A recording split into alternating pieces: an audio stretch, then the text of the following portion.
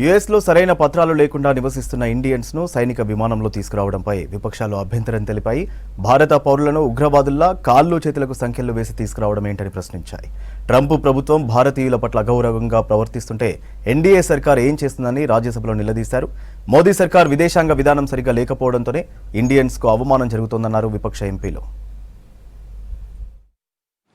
आज राजनीति से ऊपर उठकर भारत मां का सीना 140 करोड़ भारतीयों का सीना छलनी है। सपने जमीन पर, हाथ में हथकड़ी, पांव में जंजीर, स्वाभिमान जो है वो धूमिल होता हुआ। सर, 4 सिंपल क्लैरिफिकेशन माननीय विदेश मंत्री जी से हैं।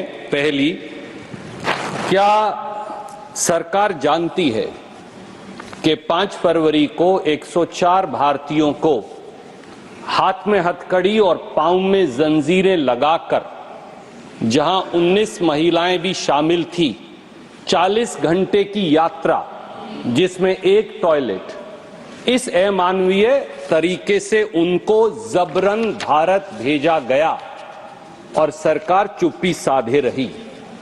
क्या सरकार जानती है कि 7,25,000 ऐसे भारतीय हैं जिनको अमेरिका इसी प्रकार से वहां से निकालने की तैयारी कर रहा है?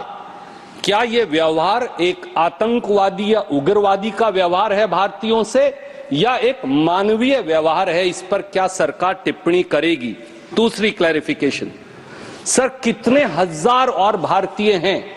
हमने वो तो देखे जो हथकड़ी और जंजीरों में बनकर आए, हमारे भाई बहन और बच्चे, पर कितने हजार ऐसे भारतीय हैं 7,25,000 में से जिन्हें अमेरिका ने डिटेंशन सेंटर में इसी अमानवीय तरीके से बंद कर रखा है, और उनके क्या हालात हैं और क्या उनको आपने काउंसलर एक्सेस दिया है?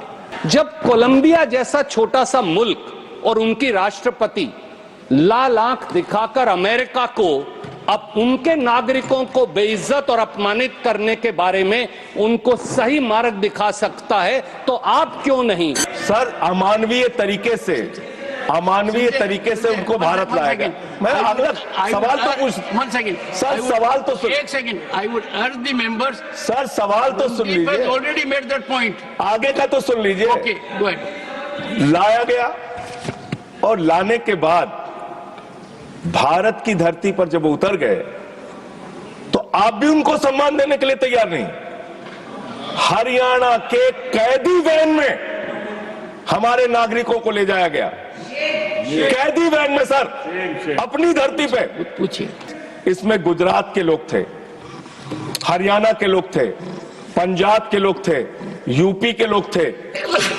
आपसे मैं पूछना चाहता हूं, आपकी धरती पर अमेरिका के सेना का जहाज आ गया और आपको पता तक नहीं चला? आपने जानने की कोशिश तक नहीं की?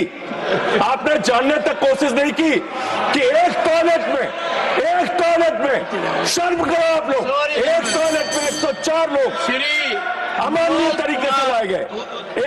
What the government is doing about the agents and agencies which openly on their website claim that they'll make you reach your favored destination. Yes. And sir, before I conclude, my query is, sir, there might be illegal infiltrators or whatever for US. For us, they are our genuine citizens. हमारे नागरिक हैं, और चूंकि हमारे नागरिक हैं, how does this deportation align with India's broader policy on protecting its citizens abroad?